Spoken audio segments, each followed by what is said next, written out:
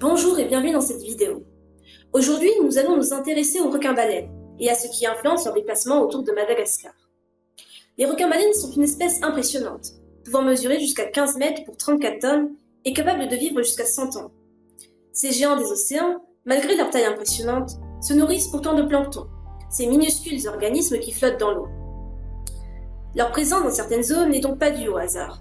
Ils migrent sur des milliers de kilomètres pour trouver leur repas, contribuant à la fois à la régulation des populations de plancton et à l'équilibre des chaînes alimentaires dans l'écosystème marin. Tout cela nous emmène à nous demander, pouvons-nous expliquer les migrations des requins-baleines à Nosy Be grâce au déplacement du plancton, sa source de nourriture principale? Le plancton, essentiel à la vie marine, se divise en deux catégories. Le phytoplancton, une microalgue qui produit 50% de l'oxygène terrestre et sert de base à la chaîne alimentaire, et le zooplancton, constitué de petits animaux et de larves qui s'en nourrissent et alimentent à son tour de nombreux organismes. Les requins-baleines filtrent jusqu'à 2000 tonnes d'eau par heure pour s'en nourrir. Nous avons prélevé et observé à 2 reprises du plancton à Nosy Be au microscope afin d'en analyser la diversité. Les espèces identifiées sont celles présentées dans cette vidéo. Pour mieux comprendre comment le plancton se répartit dans l'eau, nous avons réalisé plusieurs expériences simulant les conditions dans l'océan auxquelles il peut avoir à faire face. Dans un premier test, nous avons étudié l'effet du vent. Cette expérience montre comment le vent déplace les particules en surface, influençant la concentration du plancton. Nous avons utilisé une paille extensible, du colorant rouge pour représenter les organismes planctoniques et 2 récipients remplis d'eau du robinet. Nous avons soufflé sur la surface d'un récipient, tandis qu'un autre servait de télo. Nous avons observé que dans le récipient exposé au vent, le colorant s'accumulait dans certaines zones, illustrant l'effet des vents marins, alors que dans l'autre, rien ne se passait. Ensuite, nous avons analysé l'influence de la température sur la répartition du plancton. Cette expérience illustre le phénomène de convection dans l'eau. Pour cela, nous avons utilisé 2 bouteilles en plastique, des tubes de raccordement et de l'eau à différentes températures. Nous avons relié les bouteilles, l'une contenant de l'eau chaude, l'une de l'eau froide. Nous avons constaté que l'eau chaude montait et l'eau froide descendait, comme dans l'océan, où les remontées d'eau froide, riches en nutriments, favorisent la prolifération du plancton. Enfin, nous avons étudié l'effet de la salinité. Cette expérience montre comment les différences de salinité influencent la stratification de l'eau. Nous avons utilisé le même système construit précédemment, de l'eau douce et de l'eau saturée en sel.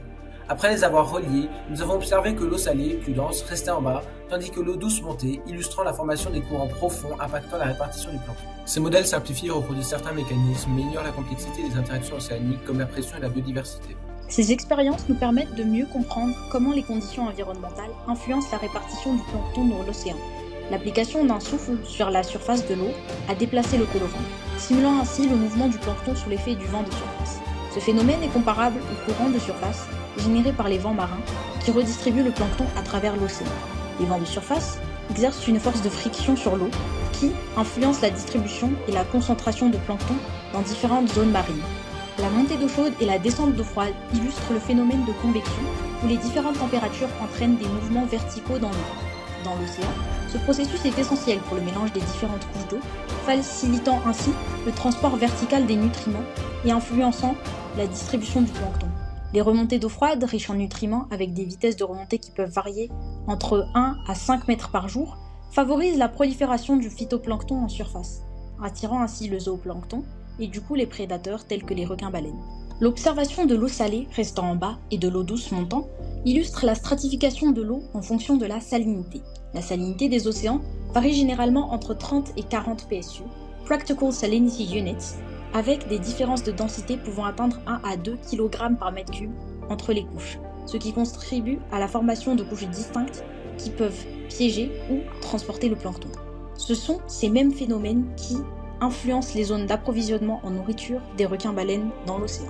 Ces observations nous permettent d'expliquer les migrations des requins-baleines à travers la disponibilité du plancton. À Madagascar, ils sont surtout présents entre septembre et décembre, période où les remontées d'eau froide enrichissent l'océan en nutriments, favorisant la prolifération du plancton. Durant cette période, la concentration de plancton peut être 10 fois plus importante que la normale.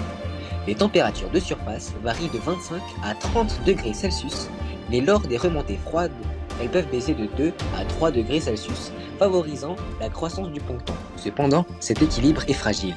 Le changement climatique a augmenté la température des océans de 0,13 degrés Celsius par décennie depuis 1900, modifiant les courants marins et la répartition du plancton, ce qui affecte la migration des requins-baleines. Les requins-baleines, sentinelles des océans, dépendent des zones riches en plancton. À Nosy Be, environ 525 juvéniles ont été recensés depuis 2015, preuve d'un environnement sûr et nourrissant.